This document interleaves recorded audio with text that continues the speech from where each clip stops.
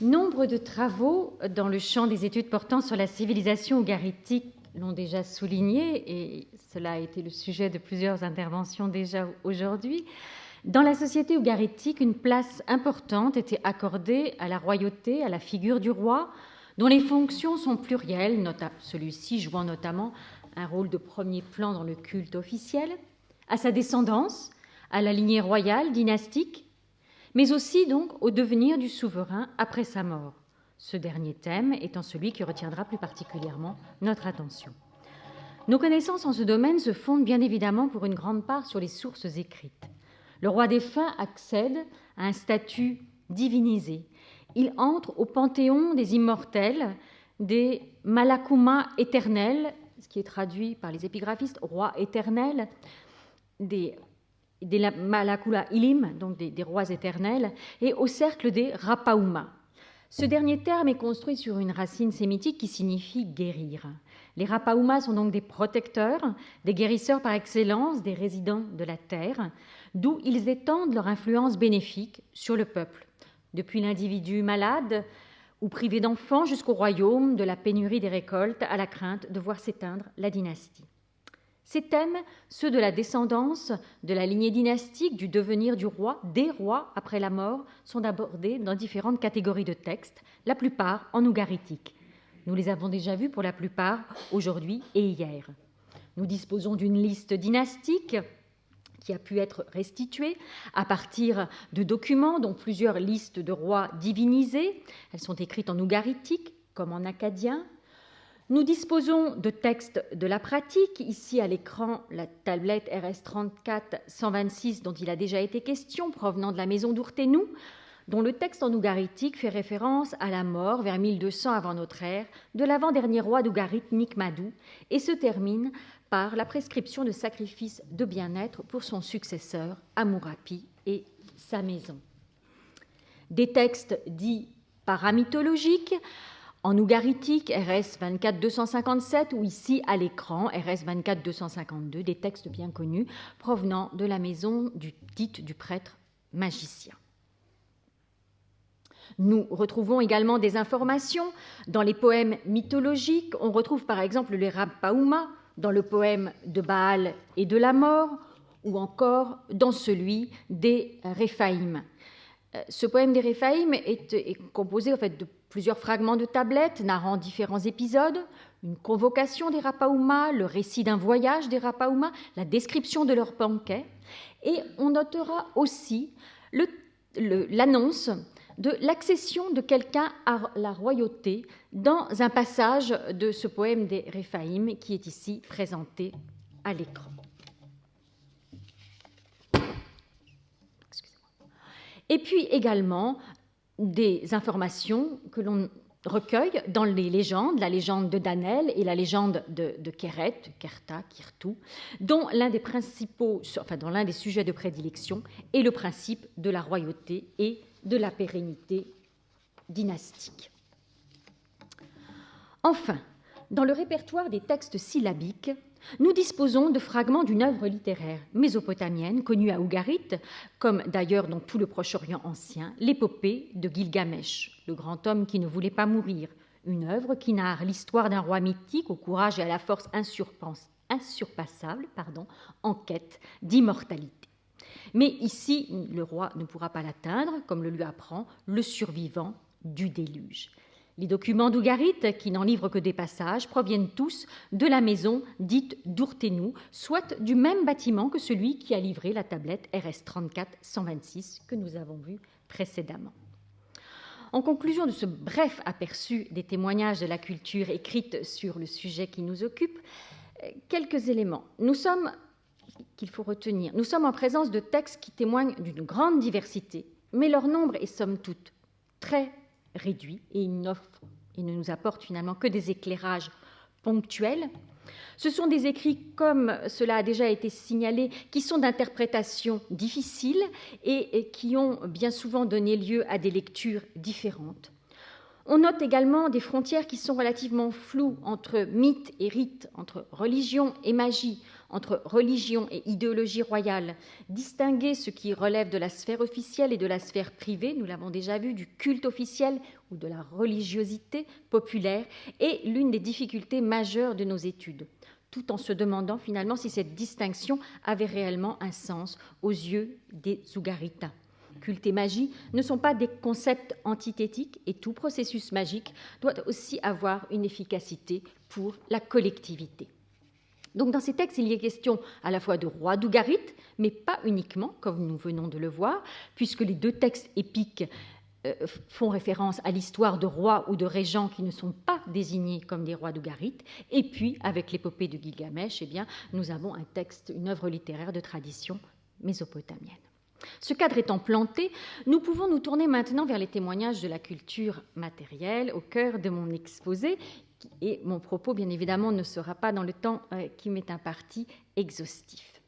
Dans ce domaine, nous disposons de vestiges architecturaux, puisque, comme vous le savez très certainement, le monde des morts chez les vivants à Ougarit a une place importante. Le culte des ancêtres trouve une expression matérielle au travers de nombreuses sépultures qui ont été mises au jour sous les habitations de la ville du Bronze récent, parmi lesquelles la catégorie des grandes tombes à chambres construites en pierre de taille et voûtées en encorbellement.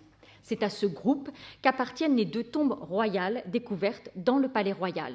Nous n'y reviendrons que brièvement, un petit peu plus tard, mais c'est surtout à une autre source documentaire que nous nous intéresserons, à savoir les objets et les images dont ils sont le support.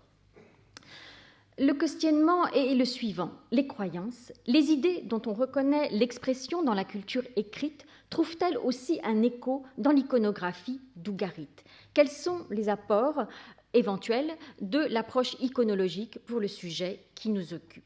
La voie a déjà été empruntée, donnant lieu à des analyses subtiles de plusieurs œuvres phares d'Ougarit, dont le décor comprend une ou des images montrant le roi ou symbolisant la royauté, telle la stèle dite du Baal aux foudres, ou encore le panneau de lit du palais royal de Damas. Si connus, si prolixes, je serais tentée de dire, soient ces documents, loin s'en faut que leur interprétation fasse consensus. En effet, l'une des difficultés majeures de l'approche iconologique inhérente à la nature même de notre documentation, enfin de la documentation ougaritique, pourrait être résumée par la formule suivante, l'anonymat des œuvres, à savoir qu'à quelques exceptions près, nous avons affaire à des œuvres non inscrites et à des représentations figurées, sans texte qui leur soit associé directement. Donc, nous sommes en présence de l'absence, d'informations explicites sur les commanditaires de ces objets, sur les créateurs de ces objets, concepteurs de ces objets, et sur les artisans qui les ont réalisés, et nous n'avons pas d'identification des figures représentées. À cet anonymat des œuvres s'ajoute également l'ambivalence des images, qui bien souvent ne font pas consensus. Deux exemples, la stèle de Baal, bien connue avec l'image de Baal à gauche, et puis l'image du roi à droite, que vous trouvez agrandie sur la diapositive à droite. Eh bien, pour certains, cette image du roi représente le roi vivant, alors que pour d'autres chercheurs, eh bien, elle représente le roi mort, divinisé. Récemment, Herbert Nier en avait parlé lors d'un colloque au Collège de France. De même, autre œuvre majeure, le panneau de lit du Palais Royal. Comment interpréter cette œuvre? Un objet d'apparat destiné à magnifier le pouvoir d'un roi ou d'une maison, célébrant en quelque sorte la royauté à l'égyptienne, entre guillemets, une œuvre appartenant au mobilier cultuel, une œuvre réalisée pour un événement particulier, un mariage ou une intronisation, à moins que, comme je l'ai proposé récemment, tout en reflétant l'idéologie royale, elle ne témoigne aussi du culte des ancêtres royaux. Autre difficulté de taille pour la matière archéologique, la question de la datation de ces œuvres. En effet, nous sommes souvent en présence d'unicum. Et pour ces œuvres, en plus, les contextes de découverte, les contextes chronostratigraphiques ne sont pas suffisamment précis dans bien des cas. Et là, je rappellerai simplement, à titre d'exemple, la fourchette chronologique très large dans laquelle est inscrite, selon les auteurs, la stèle de Baal, qui peut dater aussi bien du bronze moyen que de la période, voire même finale, du bronze récent. je vais m'attacher à 3 œuvres qui vont permettre d'aborder différents contextes, différents types de supports et différents types de représentations. Elles ont un dénominateur commun pour moi, l'image du roi inscrite dans une composition dont la lecture permet d'envisager une référence au lien, au rapport qui est établi entre d'une part le roi et cette idée, je mets entre guillemets, d'éternité. Alors ici, le célèbre vase dit de Nicmadou. Je le choisis en premier parce que c'est le seul objet, la seule image sur laquelle nous ayons un roi d'Ougarit qui soit clairement identifié. C'est presque le seul portrait de roi d'Ougarit que nous connaissons. Donc, il s'agit du roi Nicmadou et c'est une pièce qui a été retrouvée en plus dans un contexte palatial. Elle a été retrouvée dans le palais royal. Alors, ceci dit, c'est une œuvre très particulière, comme vous pouvez le voir, puisque l'inscription qui se trouve sur le document ici est une inscription en hiéroglyphe égyptien. Donc nous ne sommes pas du tout dans une tradition écrite locale, bien qu'au Levant, on ait des attestations plus anciennes de ce type d'inscription royale mentionnant des souverains levantins. Dans cette scène, le roi... Pardon, oui, ça c'est le lieu. Voilà, d'où provient l'objet. Le roi apparaît dans une scène qui fait très directement, en plus, référence à l'iconographie égyptienne. Il est représenté sous un dais et il est accompagné par une femme. Vous avez ce personnage, le roi dont on a simplement la tête, le personnage féminin ici, interprété comme l'épouse du roi, qui tient dans sa main, vous le voyez, un vase en forme de goutte et qui est en train de verser quelque chose, qui versait donc un liquide, nous le verrons un petit peu après, pour le roi. Il s'agit donc vraisemblablement de la représentation de la reine, mais qui n'est pas nommée. Cette représentation s'inspire directement des représentations égyptiennes, tout en adaptant le motif à l'iconographie royale locale. En effet, nous connaissons en Égypte de nombreuses images qui mettent en scène le couple royal sous un baldaquin à corniche, à la fois dans l'art mobilier, ici l'exemple d'un meuble qui provient de la tombe de Toutankhamon, mais aussi dans l'art monumental.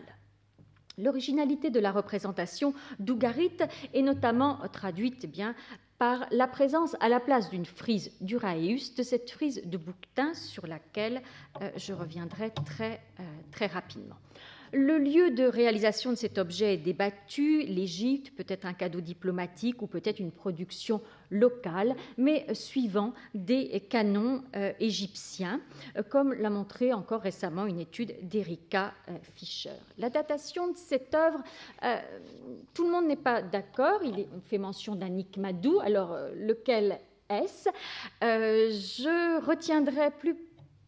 Je serais plus en accord avec des propositions qui ont été faites récemment, à savoir qu'il s'agirait du dernier des Nicmadou, donc une datation très récente et non pas de la période amarienne.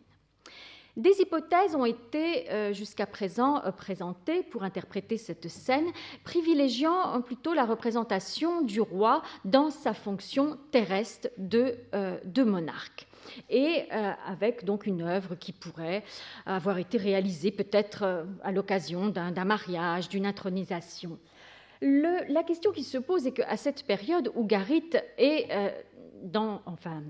vassal de l'empire du Hatti, donc on peut se penser la question de pourquoi représenter le roi à la mode égyptienne si on se trouve face à un objet qui fait référence à la fonction terrestre du monarque. N'y aurait-il pas une autre possibilité ? Et ne pourrait-on être ici en présence de l'image du roi Nicmadou après qu'il ait acquis son statut de roi divinisé, c'est-à-dire une représentation de Nicmadou mort. Ce type de représentation en Égypte du couple royal sous un dais est une représentation qui a une forte connotation hathorique, c'est-à-dire donc en rapport avec la déesse égyptienne Hathor. Et si l'on cherche des parallèles à cette scène, je vous ai dit, en Égypte, on le retrouve sur des catégories d'objets qui ne sont pas cette catégorie d'objets-ci, c'est-à-dire un objet, une pièce de vaisselle, de la vaisselle précieuse. Les seuls parallèles qui existent dans ce domaine sont des vases en faïence qui ont été retrouvés sur le site de Serabit El Radim. Vous en avez ici un exemple à l'écran qui nous montre la représentation donc d'un face-à-face d'un couple royal, le pharaon Ramsès III, dont les dates de règne correspondent à la toute fin de l'histoire d'Ougarit, donc postérieure au règne d'Igmadou et donc postérieurement à la destruction de la cité. Et en face de lui, une représentation de la reine qui lui fait une offrande. Une interprétation a été donnée de ces vases selon laquelle ils pourraient correspondre à la représentation d'une offrande faite par la reine au pharaon Ramsès III divinisé. Donc, ce type d'objet pourrait, selon moi, avoir servi de support au transfert d'images d'une région à une autre. Ce qui me semble intéressant de signaler, c'est que sur ce site de Serabit El Radim, il y avait un sanctuaire dédié à la déesse Hathor, et dans ce sanctuaire dédié à la déesse Hathor se trouvait un lieu spécifique pour les célébrations en rapport avec la monarchie égyptienne, dont la commémoration des jubilés, mais également le lieu d'un culte monarchique. Ainsi, le parallèle que je propose ici avec ces objets pourrait pourrait offrir une explication à la représentation du vase de Nikmadou. Si l'on va un petit peu plus loin, est-ce qu'au-delà de l'image, d'autres éléments archéologiques peuvent nous apporter des éléments pour étayer éventuellement cette hypothèse? Eh bien, il y a deux séries d'objets qui ont été retrouvés également dans le Palais Royal, qui sont des objets en faïence, on revient encore à la même catégorie de matériaux, qui pourraient éventuellement nous éclairer. D'une part, on a retrouvé des objets qui sont tout à fait, que l'on retrouve très rarement au Proche-Orient, qui sont des petites pendeloques en forme de grappes de raisin.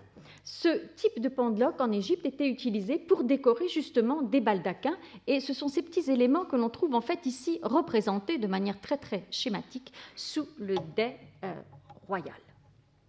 Donc, des objets que l'on ne retrouve que très rarement au Proche-Orient, et Ougarit est le site qui en a livré, pour ainsi dire, les principaux éléments.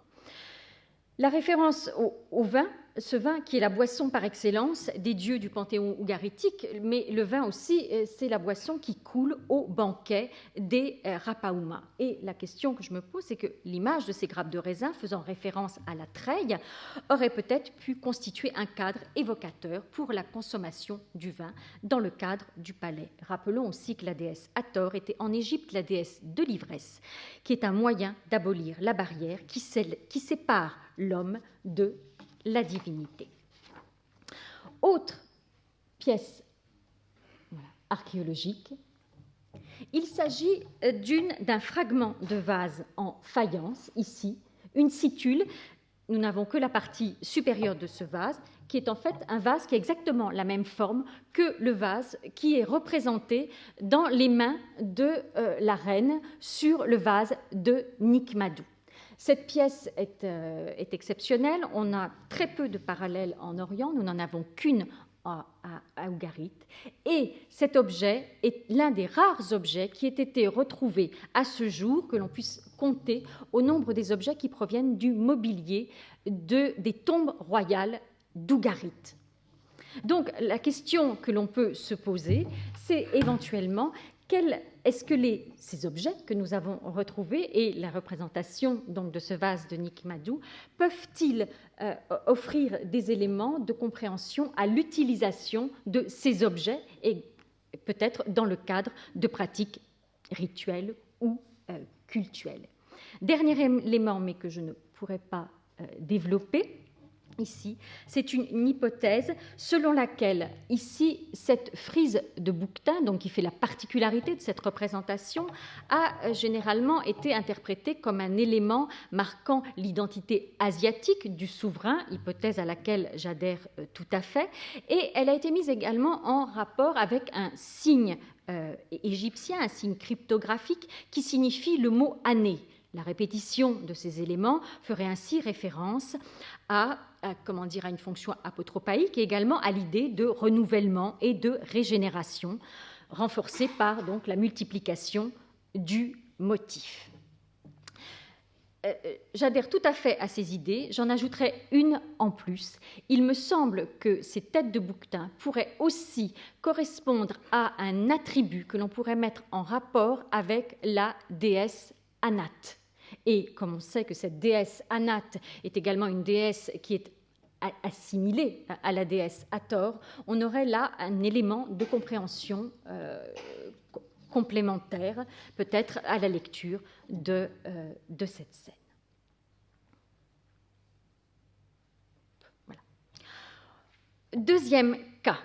Ici, avec des exemples d'une catégorie très spécifique d'objets, de supports cultuels en céramique qui portent une décoration remarquable en léger relief. Nous n'en avons que 4 à Ougarit, je n'en montrerai que 2, qui présentent donc chacun une représentation qui a été identifiée au roi d'Ougarit et qui est très proche de la représentation de la stèle du Baal aux foudres. Ce sont des objets, ici vous avez une pièce qui est presque complète, qui était destinée à recevoir, qui était destinée à supporter très certainement un récipient dans lequel on a pu déposer des offrandes ou de l'encens. Ce sont des objets qui sont de la fin du bronze récent. Ici, aucun texte pour nous aider dans l'interprétation. J'ai récemment, dans Ougarit Forschungen 46, proposé des hypothèses, une analyse de ces objets et différentes hypothèses. Et selon l'une de ces hypothèses, eh bien, je pense que nous pourrions être en présence de la représentation du roi mort divinisé. Dans un cas, représenté au-dessus d'une fleur épanouie, et là encore, on aurait une référence à l'iconographie égyptienne avec la représentation de la fleur de lotus. Dans l'autre cas, dans un combat avec un serpent, dont il ne reste que la tête ici, avec un parallèle possible avec donc le cycle de Baal. Cette hypothèse pourrait aller dans le même sens. Alors, malheureusement, la plupart de ces objets, le contexte de découverte de la plupart de ces objets n'est pas bien documenté. Pour celui de gauche, en revanche, il est associé à un secteur bien connu sous le nom de temple au Riton. Et récemment, alors c'est un bâtiment qui a fait couler beaucoup d'encre, qui est interprété différemment selon les chercheurs. Certains y voient un temple, d'autres un lieu où l'on se réunissait, les marzihou, et d'autres, eh bien encore, récemment ont émis l'hypothèse qu'il puisse correspondre à un lieu de culte des ancêtres. Et associé donc à ce temple au Riton, cette statuette qui, selon les uns, représenterait le dieu El, mais selon les autres, un roi divinisé. Eh bien, ajouté à cette statuette de roi divinisé, on pourrait donc associer cette idée également que ces supports cultuels pourraient aussi correspondre à la représentation d'un roi divinisé. J'ai proposé comme hypothèse de travail d'effectuer un rapprochement avec un texte RS 24-272 qui a été mis au jour dans la maison du prêtre magicien de la tranchée Sud-Acropole. L'interprétation de ce texte est délicate et son analyse a déjà fait couler beaucoup d'encre. Le document traite d'une consultation oraculaire, justement auprès de l'un des Rapaouma anciens, dites à nous, pour un enfant malade. Le texte expose le protocole en vue de l'expulsion de la maladie et l'action se déroule dans 3 lieux. Il est d'abord question de myrrhe et que l'on doit déposer dans le temple de Hohon et dans celui de Baal, que l'on retrouve donc ici à nouveau, puis de Bent, à la ligne 8, que l'on doit placer dans la maison ou dans le palais ou dans le temple. Le terme de bent a été différemment interprété. Il est le plus souvent traduit par tamari, un végétal que l'on sait tenir une place importante dans les rituels magiques. Mais une autre traduction a aussi été proposée par les épigraphistes. Il pourrait faire référence à une image, à une figurine.